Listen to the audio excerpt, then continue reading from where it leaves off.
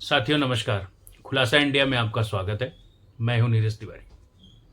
आज मैं चर्चा करने जा रहा हूं दिल्ली विधानसभा चुनाव के बारे में। सबसे पहले मैं आपको बता दूं कि दिल्ली चुनाव की घोषणा हो चुकी है। आप जैसा कि जानते हैं 5 फरवरी को दिल्ली में मतदान होने वाला है। जो नामांकन प्रक्रिया है वो भी शुरू हो चुकी है। 10 तारीख को नोटिफिकेशन हो गया था और नामांकन करने की जो अंतिम तारीख है वो 17 जनवरी है। और नाम जो वापसी होगी, स्क्रूटनी होगी 18 तारीख को। नाम वापसी लेने की जो अंतिम तारीख है वो 20 जनवरी है। और जैसा मैंने आपको बताया 5 फरवरी को मतदान है और 8 फरवरी को मतगणना होगी। और उसके बाद पता चल जाएगा कि दिल्ली की सियासत का जो बेताज बादशाह है वो कौन है। ठीक है, तो चुनावी समर में सारे दल उतर चुके हैं। आज नामांकन किया दिल्ली से बहुत सारे महारथियों ने, जिसमें से एक नाम अरविंद केजरीवाल का भी था और उनके प्रतिद्वंदी जो हैं वो प्रवेश वर्मा भी जी ने भी नामांकन किया। और दिल्ली में जो कालका जी की सीट है, रमेश विधोड़ी ने, उन्होंने भी नामांकन किया। उनके साथ बहुत सारे लोगों ने नामांकन किया। तो अगर हम चुनावी गणित की बात करें, आज इस परिचर्चा में हम समझने की कोशिश करेंगे कि एक यहाँ का समीकरण क्या है। चूंकि दिल्ली देश की राजधानी है तो ये मिनी इंडिया भी इसको कहा जाता है। यहाँ पर पूरे भारत के अलग अलग प्रांतों से लोग आके रहते हैं। लेकिन जो सबसे ज़्यादा यहाँ पे जो 3-4 जातियाँ हैं, उनका जो वर्चस्व है वो कौन कौन सी है वो भी हम एक बार इसमें देखेंगे। दूसरी बार की दिल्ली का जो राजनीतिक इतिहास है, आपको मैं बताता चलूं कि पहले जब स्वतंत्रता प्राप्ति के बाद पहले दिल्ली भी एक राज्य ही हुआ करता था और 1952 में यहाँ भी चुनाव हुए थे। तो ब्रह्म प्रकाश जी यहाँ के पहले मुख्यमंत्री बने थे। उसके बाद फिर दिल्ली को महानगर पालिका बना दिया गया था और काफ़ी दिनों तक एक केंद्र शासित प्रदेश के तौर पे ही रहा। हालांकि आज भी केंद्र शासित प्रदेश है, बट जो आज का परिदृश्य है, यहाँ पे एक विधानसभा भी है जिसको सेकेंड क्लास असेंबली बोला जाता है। ये पूर्ण राज्य नहीं है, दिल्ली एक केंद्र शासित क्षेत्र भी है। तो यहाँ पे 70 विधानसभाएं हैं। 1993 में अस्तित्व में आया जब मदन लाल खुराना पहली बार यहाँ के मुख्यमंत्री बने थे। दोबारा भारतीय जनता पार्टी की सरकार थी। अगर मैं पिछली बार की बात करूं तो आम आदमी पार्टी सत्ता में आई। उसके पहले वो प्रचंड बहुमत से 67 सीटें जीती थी और उसका वोटिंग परसेंटेज की बात अगर मैं करूं तो 55% ही था। तो पिछली विधानसभा के चुनाव में जो 2020 में हुए थे उसमें भी उसका ऑलमोस्ट जो मत प्रतिशत था वो 55% ही था। लेकिन बीजेपी ने अपने मत प्रतिशत में बढ़ोतरी की थी, जो है उसका 33% से बढ़ के 38.7% वोट था और उसने अपने सीटों में भी बढ़ोतरी की थी। कांग्रेस जो है उसका मत प्रतिशत बिल्कुल गायब ही हो गया था। वो पूरे वोट एक तरह से कहा जाता है कि वो आम आदमी पार्टी में जाके मिल गया था और सीटें उसको 0 आई थी। और भारतीय जनता पार्टी को जो सीटें मिली थी 8 सीटें मिली थी, 62 सीटें मिली थी आम आदमी पार्टी को। अब अगर मैं आज के परिदृश्य की बात करूं, आज की गुणा गणित को समझूं, उसका अगर विश्लेषण करूं मैं, तो आज की परिस्थिति थोड़ा सा अन्य चुनाव से बदली हुई है। आज के अगर मैं 1 साल पहले आप मेरे से पूछते कि दिल्ली में क्या होने जा रहा है, तो मैं बिल्कुल भी निर्विवाद तौर पे बोल देता कि हो सकता है बीजेपी अपनी सीट बढ़ा ले, लेकिन आम आदमी पार्टी को सत्ता में आने से कोई रोक नहीं सकता था। लेकिन आज की जो परिस्थिति है वो थोड़ा सा बदली सी है। अब आप पूछेंगे कैसे? तो 1 साल पहले तक जो है अरविंद केजरीवाल फ्रंट फुट पे खेलते थे। उनके ऊपर कोई दोष नहीं था, उनके ऊपर कोई मतलब आपराधिक मुकदमे नहीं थे, उनके ऊपर कोई भ्रष्टाचार का आरोप नहीं था। ठीक है, हालांकि उनके कुछ नेताओं पे थे भ्रष्टाचार के आरोप, लेकिन चूंकि आम आदमी पार्टी के कर्ता धर्ता अरविंद केजरीवाल है, उसका चेहरा अरविंद केजरीवाल है, लोग उसके नाम पे वोट देते हैं। तो जब एक शराब घोटाला हुआ दिल्ली में और उसमें अरविंद केजरीवाल का नाम सामने आया, स्वास्थ्य घोटाला हुआ जिसमें उनके प्रमुख नेता सत्येंद्र जैन कई साल तक जेल में रहे, 1 साल तक।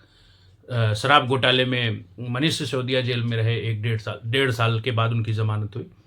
और इसी तरह से केजरीवाल भी शराब घोटाले में ही गए जेल, और उनको अभी आज भी जमानत पे हैं। उन्होंने मुख्यमंत्री पद से इस्तीफा दिया और अपनी ही पार्टी की एक नेता आतिशी सिंह को उन्होंने दिल्ली का मुख्यमंत्री बनाया।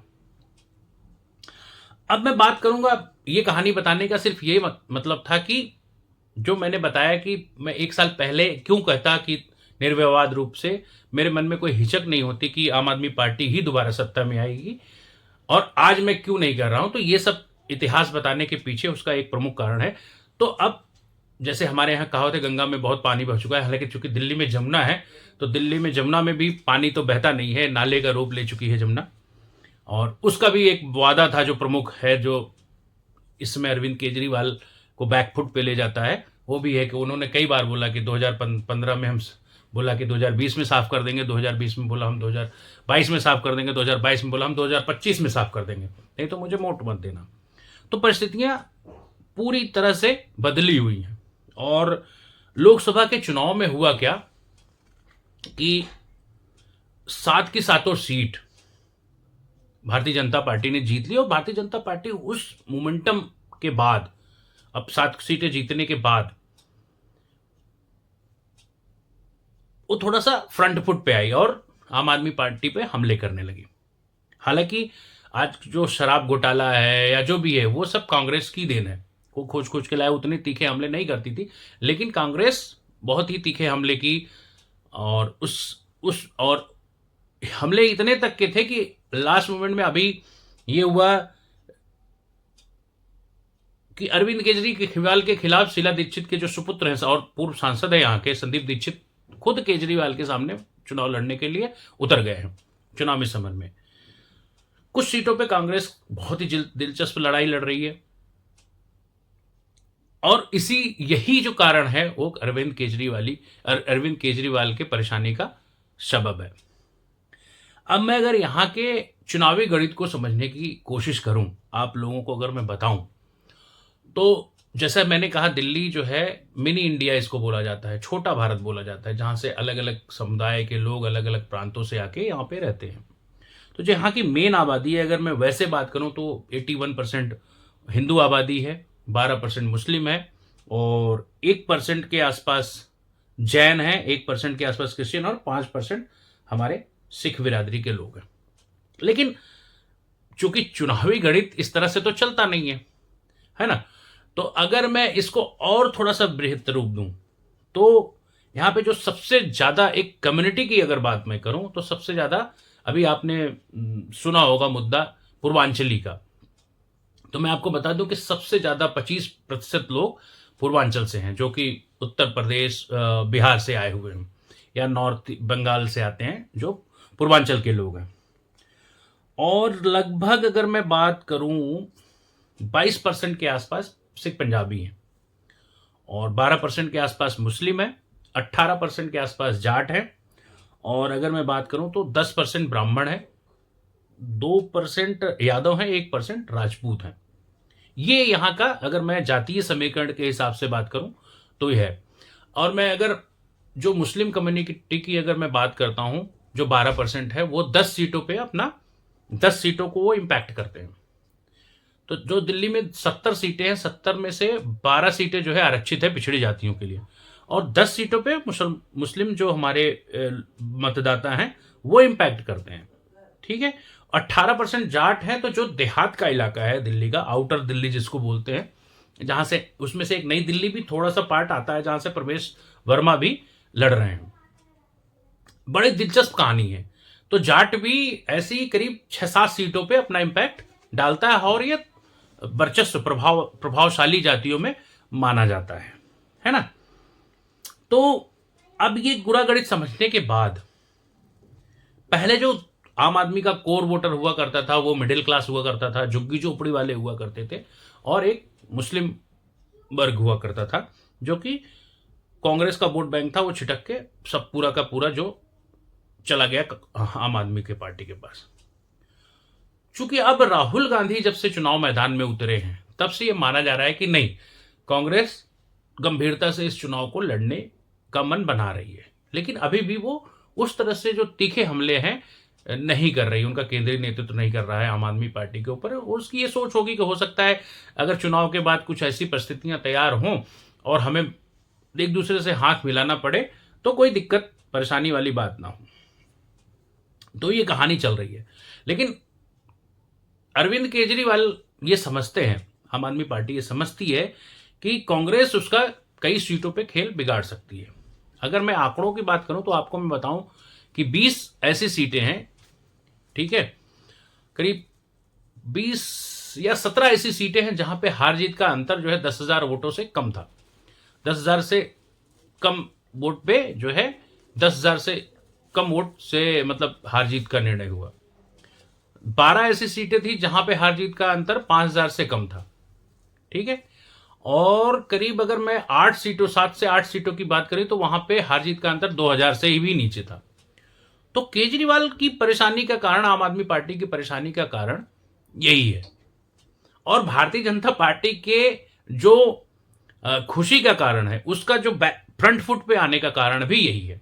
उसका एक दो कारण है। एक तो यह है कि कांग्रेस अगर इन 20 सीटों पे खेल बिगाड़ दे और जितना वो पिछले विधानसभा चुनावों में वोट पाई थी, अगर वो उससे थोड़ा सा डबल कर लेती है, यानी कि किसी भी विधानसभा सीट में अगर वो मान लो पिछली बार तो हर जगह उसकी जमानत लगभग जब्त हो गई थी, कुल मिला के उसको मैं अगर बात करूं आंकड़ों की तो कांग्रेस को 4 लाख भी वोट नहीं मिले थे पूरी दिल्ली में। तो अगर वो हर विधानसभा सीट में 5 से 7,000 वोट ले आती है, ठीक है, तो आम आदमी पार्टी का खेल बिगड़ जाएगा। और अब भाजपा की गणित क्या है, क्योंकि वो अच्छा कांग्रेस ऐसा कर क्यों रही है, क्योंकि पहले चाहती थी कांग्रेस की आम आदमी पार्टी और उसके बीच में लोकसभा चुनाव की तरह ही समझौता हो जाए, लेकिन केजरीवाल ने कांग्रेस को एक भी सीट देने से मना कर दिया। उन्होंने कहा भाई नहीं, यहां पे विधानसभा चुनाव में आपसे कोई समझौता नहीं करेंगे। अब चूंकि ये कांग्रेस के सर्वाइवल का सवाल था, तो जब जहां पे अब आप डूबने वाले हैं तो इससे अच्छा है कि फिर वहां पे अपना तो भाई बल लगाएंगे ही, ताकत का जोर आजमाइश करेंगे। तो जब इसीलिए कांग्रेस इस चुनाव में उतर गई और ये डिसाइड किया कि हम चुनाव को लड़ेंगे। हालांकि हर जगह कांग्रेस का नहीं है, लेकिन फिर भी मैं आपको बताऊं 20 ऐसी सीटें हैं, 20-22 जहां पे कांग्रेस अच्छा प्रदर्शन करेगी। और अब रही बात, मैं आपको चर्चा करता हूं भारतीय जनता पार्टी की। भारतीय जनता पार्टी जो पिछला जब लोकसभा चुनाव हुआ था उसकी बात करूं मैं, तो वहां पे वो जब 7 लोकसभा सीट जीत गई और उसका अगर मैं पूरा डेटा देखता हूं तो 52 विधानसभा सीटों पे भारतीय जनता पार्टी आगे थी।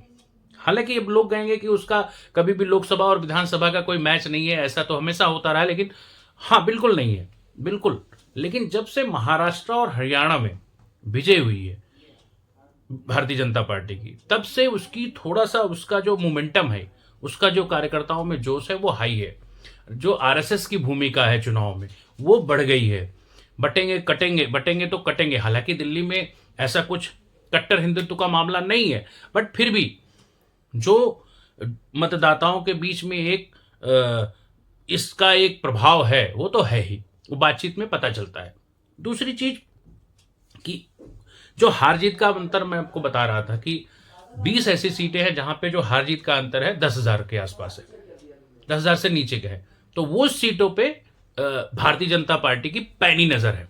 दूसरी सीट क्योंकि वो उसका जो लास्ट मोमेंट में, लास्ट का अंतिम चुनाव में देखो तो 38.7% था, तो वो इसको सोच रही कि अगर मैं 4 से 5% वोटों की वृद्धि अगर कर लेती हूं, अगर ये 43-44% पे आ जाता है तो भारतीय जनता पार्टी को 30 से 35 सीटें आराम से मिल सकती हैं, है ना। तो ये दिमाग लगाया जाता है। या वो जो 52 लोकसभा चुनाव में जो 52 विधानसभा की सीटों में था, उसको वो गेन करने की कोशिश कर रही है। और देखो दिल्ली जो विधानसभा है, अगर मैं बात करूं सारी सीटों पे ना, यहां पे और जगह की तरह नहीं है कि जहाँ पे 5-6 लाख वोटर होते हैं या 4 लाख वोटर होते हैं। यहाँ पे 1-1.5 लाख वोटर है हर जगह, ठीक है। कई कई जगह तो 70,000 की ही विधानसभा है, ठीक है। तो यहाँ पे क्या होता है, 2-4 हज़ार वोटों से ही बहुत बड़ा फर्क पड़ जाता है। अब मैं बात करूं तो थोड़ा सा 10 साल की आम आदमी पार्टी की एंटी इनकम्बेंसी भी है। वो नल से नल जल वाला जो स्वच्छ पानी था, पानी की स्थिति बहुत बेकार है। जमुना साफ कर देंगे जैसे मैंने आपको बताया, उसकी स्थिति बेकार है। और इस समय वो जो शराब की स्थिति है, जो स्कूल के सामने शराब की दुकानें खोल दी गई थी, उसका भी मामला गड़बड़ है। इनके कई नेताओं पे जैसे मैंने आपको बताया कि भ्रष्टाचार के आरोप लगे और जेल भी जाके, तो अभी उसकी छवि को पे एक डेंट हुआ है, एक दाग लगा है, पहले वो जो नहीं था। ये सब सारे अगर समीकरणों की बात करें तो चुनावी मुकाबला जो है बहुत ही दिलचस्प होने जा रहा है। भारतीय जनता पार्टी इस चुनाव को बिल्कुल भी ढीला छोड़ने के मूड में नहीं है। वो बिल्कुल एकदम टॉप गियर में लगा के चुनाव लड़ रही है। और प्रधानमंत्री जी ने अभी जब उनकी रैली हुई थी एक लास्ट टाइम पे, वो कुछ उद्घाटन करने आए थे, तो उसमें उन्होंने वो आपदा जो शब्द दिया, उससे एक मोमेंटम सेट किया और उन्होंने एक नारा दिया कि दिल्ली से आपदा को भगाओ। और अभी आज की घटना है जहाँ पे ईडी को गृह मंत्रालय ने केस चलाने के लिए अनुमति भी दे दी है। दूसरा, जनता में एक रोष भी है कि भैया आपने एक डमी मुख्यमंत्री को उतार दिया। दिल्ली में कहीं ना कहीं पढ़े लिखे लोगों के बीच में यह है कि भाई आप भले ही केजरीवाल अपने आप को अपना फेस बना के प्रस्तुत कर रहे हो जनता के बीच में, लेकिन वो मुख्यमंत्री तो नहीं बन पाएंगे, ठीक है। तो लोगों में ये भी कयास है भारतीय जनता पार्टी, और अंदर से वो किया जा रहा है कि अपनी पत्नी को, सुनीता को बनाएंगे मुख्यमंत्री, ठीक है। तो ये गुणागणित है। और आपको मैं एक दिलचस्प कहानी बताता हूँ कि दिल्ली में पिछली विधानसभा के चुनाव की जो वोटों का अंतर था वो भी बहुत ज्यादा नहीं था, ठीक है। तो अभी जो होड़ मची है पूर्वांचली वोटर को के लेने के लिए मची है। अच्छा हाँ, 8% बनिया वोट भी है, जो कि जैसे ब्राह्मण, बनिया, पंजाबी, ये सब वोट बीजेपी के माने जाते हैं। तो कुछ यहाँ के मुस्लिम वोटर्स है और वो सब है। पहले मिडिल क्लास फैमिली का बहुत था। जैसे महिलाओं में जब से महिलाओं के लिए ये फ्री बस सर्विस, फ्री बिजली, फ्री पानी, फ्री बीज का भी थोड़ा सा बहुत बड़ा वर्चस्व है, लेकिन इस बार वो थोड़ा काम करता हुआ नजर नहीं आ रहा है, ठीक है। अब देखते हैं कि आने वाले समय में चुनावी वोट किस करवट बैठेगा, ये देखना पड़ेगा, ठीक है। लेकिन फिलहाल मुकाबला बड़ा ही दिलचस्प है और मुकाबला बड़ा ही रोमांचक है। लोग एक दूसरे के ऊपर आरोप प्रत्यारोप कर रहे हैं। इसी बीच बहुत सारे विवादित बयान भी आते हैं रमेश बिधूड़ी के। हालांकि उन्होंने एक बयान के लिए तो माफी भी मांग लिया। चुनाव, क्योंकि देखो आप देखो चुनावी घेराबंदी कांग्रेस और बीजेपी ने कैसे करा है। केजरीवाल के खिलाफ प्रवेश वर्मा को उतारा, उधर कांग्रेस ने उतारा संदीप दीक्षित को। प्रवेश वर्मा पूर्व मुख्यमंत्री साहेब सिंह वर्मा के बेटे हैं और 2 बार सांसद रहे हैं। वही हालत संदीप दीक्षित की है, जो सांसद रहे हैं और शीला दीक्षित जी के बेटे हैं। आतिशी सिंह को फंसा दिया कालकाजी सीट से, जहां पे जो मुख्यमंत्री हैं उनके खिलाफ कांग्रेस ने अलका लांबा को उतारा है और बीजेपी ने पूर्व सांसद, 2 बार के सांसद रमेश बिधूड़ी जो विवादित हैं उनको उतार दिया है। उस एरिया में बिधूड़ी की बहुत तगड़ी पकड़ है, ठीक है। तो चुनावी मुकाबला ऐसे ही मनीष सिसोदिया को फंसा दिया है, वहां कांग्रेस ने कोई मुस्लिम कैंडिडेट उतारा है, उनकी छवि बहुत बढ़िया है ना। और सत्येंद्र जैन के खिलाफ भी बहुत अच्छे उम्मीदवार दिए गए हैं। ऐसे कई जगह हैं जो सबको फंसाने की, एकदम बिल्कुल भी घेरने की तैयारी है। तो मुकाबला पहले जैसा नहीं है। पहले क्या था कि लोग सोचते नहीं थे, कांग्रेस ने भी वॉकओवर दे दिया था, दिल्ली ने भी वॉकओवर दिल्ली, बीजेपी भी उतने तीखे हमले केजरीवाल पे नहीं करती थी। लेकिन जब ज्यादा हो गया तो अब यहां से ये हो गया है कि भैया इस आम आदमी पार्टी की सरकार को, भारतीय जनता पार्टी की अगर मैं टॉप लीडरशिप की बात करूं, तो वहां पे दिमाग में ये चल रहा है कि उसको यहां से इसको हटाइए, तभी कुछ काम बनने वाला है। और दिल्ली भाजपा तो बिल्कुल भी, मैं क्या कहूं उसकी, वो तो बिल्कुल भी पिछले 10 सालों में कोई एक बड़ा आंदोलन नहीं खड़ा कर पाई आम आदमी पार्टी की सरकार के खिलाफ, ठीक है। ये कुल मिला के यही चर्चा है। और अभी जैसे जैसे समय आगे बढ़ेगा, चुनावी हलचल तेज होगी, माहौल में और गर्मी पैदा होगी, और हम आपके साथ, आपके सामने बहुत सारे और भी तथ्य लेके आएंगे। कोशिश करेंगे कि हम आपको विधानसभा वार भी कुछ जो दिलचस्प विधानसभाएं हैं वहाँ के लोगों से बात करने के आधार पे, बातचीत के आधार पे मैं आपको और भी अपनी समीक्षा आपके सामने प्रस्तुत करूंगा। तो आगे आगे देखिए क्या होता है। और आज के लिए अभी हमें इजाज़त दीजिए और देखते रहिए खुलासा इंडिया। नमस्कार।